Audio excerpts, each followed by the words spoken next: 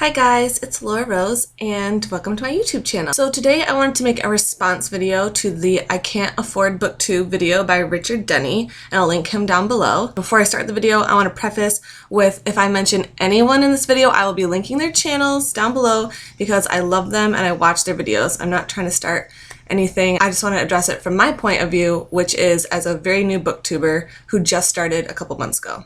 As you know, there was a lot of controversy around this video. I only watched it once, and the message that I personally got from it was very positive, and what it was telling people was that you don't have to buy books to be a booktuber. Now, I know that Richard is very vocal and very brash. That's one of the reasons that I love his videos, so I can see why he might have come off as abrasive to some people. He's not abrasive to me, because what I got from it was I should stop feeling so much pressure myself in any capacity to do anything on my booktube channel. So if you didn't see that positive message from it and you felt upset by it, I want to tell you my story and kind of clear up why he was saying the things he was saying and how it feels as a new booktuber. So my channel is brand new. I started about 2 months ago, and when you come onto the booktube community, the first thing you see are the people with hundreds and hundreds and thousands of subscribers, so like the big people. I think my first were Jesse from Jesse the Reader, Kaz from Little Book Owl, and they have, you know, a huge amount of subscribers, and good for them. And they also have a ton of books, and while they are not our community as a whole, they are representing us as the first people you find when you look at booktubers. So in general, you might come around booktube some other way, but if you're looking for booktubers, you're gonna see the huge booktubers, and generally most of them have a shit ton of books, which makes sense because they're on booktube. So then after that, I found Sam from Thoughts on Tomes and Lainey from Ginger Reads Lainey, and they also have amazing, beautiful bookshelves, and I love watching their videos. These are my first videos that I was watching, and everybody on those channels has a lot of books, collects books, has amazing collections, and that is what new booktubers are seeing, or booktubers who are as popular are seeing when they start their channels or when they try to grow their channels. Now, this also kind of gets into another issue, which is that you shouldn't be counting your subscribers or your likes on your videos, and while I agree with that on most levels, the other thing I want to point out is that if you had 0 views on your videos, 0 likes, 0 comments, made 0 friends, would you want to continue doing booktube? No. On some level, it does matter that you have subscribers. It does, because if you didn't have subscribers, you wouldn't be making friends. If you wouldn't be making friends and talking to people about books, then why would you even be on booktube? You wouldn't. I myself now have, I think, 57 subscribers, which is so freaking awesome. I'm so excited that people want to talk to me about books and want to watch my videos and think I'm funny, because I am. Because that's part of the whole entire YouTube community, is being able to have some subscribers, some comments, and starting a discussion and all that jazz. So you can't totally blame new booktubers like me or booktubers with not as many subscribers for wanting to emulate the big booktubers, or even the not so big booktubers. When those people like me go to watch videos, they see in general people who have large collections of books and people who do a lot of book hauls. There is nothing wrong with that, but if you cannot do that, it confuses you. And when I realized that I didn't have the books to do a tag video, I was like, so what do I do now? I personally do not buy books.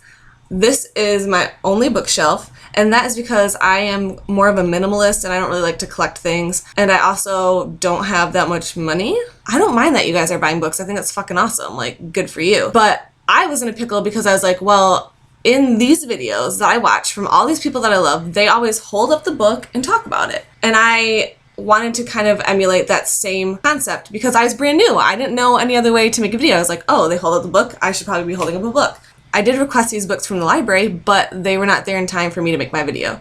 I had seen people that had just put a little pop-up on the screen, but I was brand new. I was using Windows Movie Maker like I still am, and if you've ever used that program, you know it fucking sucks. Cannot do overlays on the videos there. I tried to figure out how to do it on YouTube, and I couldn't. I was like, okay, so I don't have the book in my possession, I don't know how to do an overlay, and I can't, you know, download a whole new software just for this video. I'm not on that level yet.